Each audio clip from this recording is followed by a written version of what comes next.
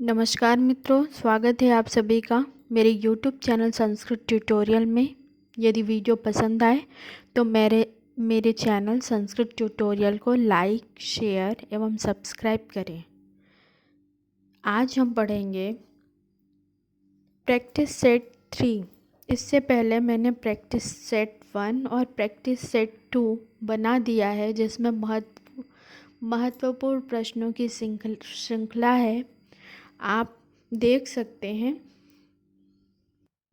तो चलिए, पहला क्वेश्चन है, तोरली का उदाहरण है।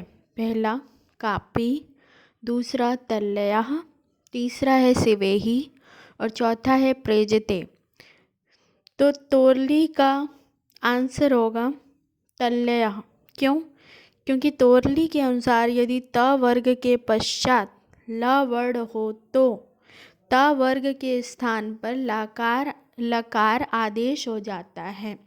इसका उदाहरण है तल्लया। फिर से एक बार रिपीट कर रहे हैं। तोरली के अनुसार यदि त वर्ग के पश्चात ल वर्ण हो तो त वर्ग के स्थान पर लकार आदेश हो जाता है, इसलिए तोरली सूत्र का उदाहरण है तल्लया। बहुत इम्पोर्टेंट क्वेश्चन है, अधिकतर बार पूछा गया है, इसीलिए इसे मैंने इसमें समावेशित किया है। दूसरा क्वेश्चन है, बालक शब्द का तृतीय विभक्ति एक वचन का रूप है। तो क्या होगा बालक शब्द का तृतीय विभक्ति एक वचन का रूप? पहला दिया हुआ है बालकेन, दूसरा है बालकः, तीसरा है बालकाभि, चौथा है बालकाभ्याम। ये शब्द रूप है बालक का, जिसे याद करना पड़ेगा। अकारांत पुल्लिंग में है ये, तो इसका आंसर होगा बालकेन, क्योंकि ये इसका तृतीय विभक्ति में रूप चलता है बालकेन, बालकाभ्याम और बालकय। तो इसका आंसर होगा बालकेन। अगला प्रश्न है, जयदेव की रचना है। तो पहला ऑप्शन है राग तरंगिणी, दूसरा ऑप्शन है स्वर मेल कलानिधि, तीसरा है गीत गोविंद और चौथा है हृदय कौतुक। तो जयदेव की रचना क्या है? जयदेव की रचना है गीत गोविंद। ठीक है। अगला प्रश्न है, कौन्तेय पद में कौन सा प्रत्यय है? ई, अय, ढक या नयन। तो कौन्तेय पद में कौन सा प्रत्यय होगा? इ, अय, ढक या नयत। तो इसका आंसर है ढक। जो प्रत्यय क्रिया से बनते हैं उसे कृदंत कहते हैं और जो संज्ञा से बनते हैं उसे तद्धित प्रत्यय कहते हैं। तो इसका आंसर है कि कौन्तेय पद में कौन सा प्रत्यय है? तो ढक प्रत्यय है। अगला प्रश्न है, पंचगंगम पद में कौन सा समास है? तो पहला ऑप्शन है द्वंद्व समास, दूसरा है द्विगु समास, तीसरा है अव्ययी भाव समास और चौथा है तत्पुरुष समास। तो पंचगंगम पद में अव्ययी भाव समास है। ऐसा ना हो कि संख्या देख करके आप तुरंत द्विगु समास लगा दे, लेकिन इसमें अव्ययी भाव समास है। क्यों? नदी बीज सूत्र से संख्यावाची होने पर भी नदीवाची होने से अव्ययी भाव समास है। ठीक है। किस सूत्र से? नदी बीज सूत्र से संख्या होने के बावजूद भी अव्ययी भाव समास है।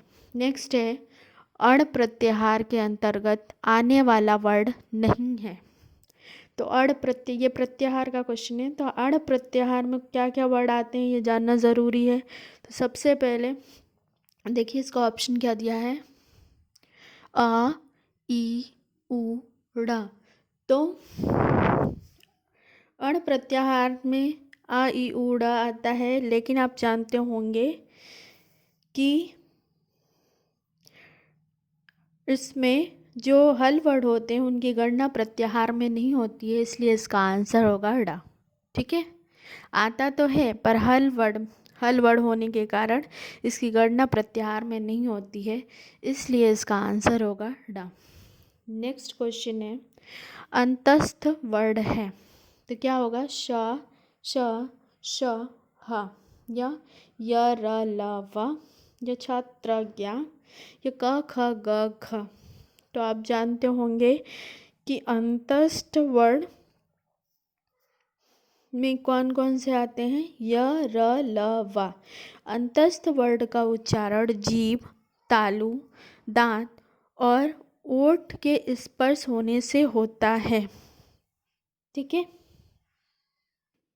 तो इसका आंसर होगा य र ल व। नेक्स्ट क्वेश्चन है कि नल चंपू के रचयिता हैं। पहला ऑप्शन है त्रिविक्रम भट्ट, दूसरा है भारवी, तीसरा है माघ, चौथा है जयदेव। तो नल चंपू के रचयिता कौन है? नल चंपू के रचयिता त्रिविक्रम भट्ट हैं और नल चंपू में 7 उच्छ्वास है जिसमें नल दमयंती के प्रणय कथा का वर्णन किया गया है। ठीक है, तो आपसे ये भी पूछ सकता है कि इसमें कितने उच्छ्वास हैं, तो 7 उच्छ्वास हैं। नेक्स्ट है कवि शब्द के चतुर्थी एक वचन में होता है। तो कवि शब्द क्या है? इकारांत है ना, तो चतुर्थी एक वचन में क्या बनता है? कवई। क्या बनता है? कवई। नेक्स्ट है 50 को संस्कृत में कहते हैं, क्या कहते हैं? पंचदश या पंचाशत या पंचशत या शतपंच। तो बारीकी से देखना होगा क्योंकि 2 ऑप्शन एक ही जैसा लग रहा है। तो 50 को संस्कृत में कहते हैं पंचाशत। इसका आंसर क्या होगा? पंचाशत। तो यदि मेरी वीडियो आपको पसंद आए तो मेरे चैनल संस्कृत ट्यूटोरियल को लाइक, शेयर एवं सब्सक्राइब करें। प्रैक्टिस सेट 3 के बाद अब प्रैक्टिस सेट 4 मैं जल्दी ही लेकर आऊँगी, इसलिए प्लीज़ मेरे चैनल को लाइक, शेयर एवं सब्सक्राइब करें। धन्यवाद।